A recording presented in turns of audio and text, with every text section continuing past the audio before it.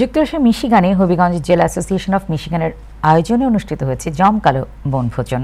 Metro park 3তে গত 5 জুলাই দিনব্যাপী এই আয়োজন প্রবাসী বাংলাদেশিদের এক মিলন মেলায় পরিণত হয়। হবিগঞ্জবাসীর পাশাপাশি বিভিন্ন জেলা ও কমিউনিটির বিশিষ্ট ব্যক্তিরাও এতে অংশ নেন। বনভোজনের অন্যতম আকর্ষণ ছিল খোলা আকাশের নিচে বড় পর্দায় বিশ্বকাপ ফুটবল ম্যাচ উপভোগ। ব্রাজিল ও নরওয়ের মধ্যকার উত্তেজনাপূর্ণ ম্যাচটি উপস্থিত সবাই একসঙ্গে আনন্দ ঘন পরিবেশে উপভোগ করেন।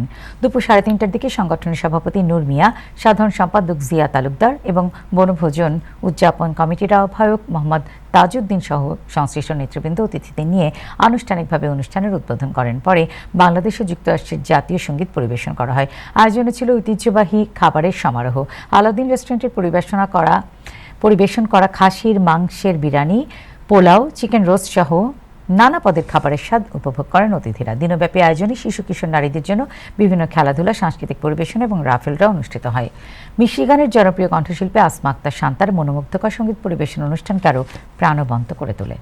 প্রবাসী বাংলাদেশিরা জানান, ব্যস্ত জীবনের মাঝে এমন আয়োজন কমিউনিটির মধ্যে বন্ধন আরও শক্তিশালী করে।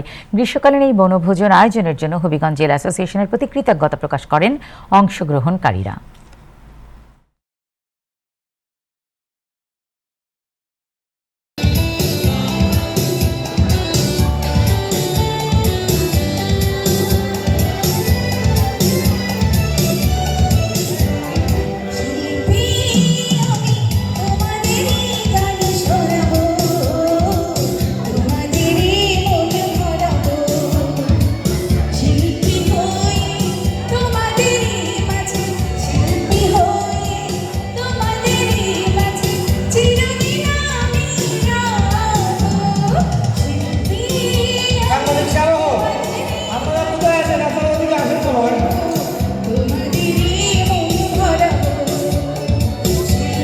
Bye.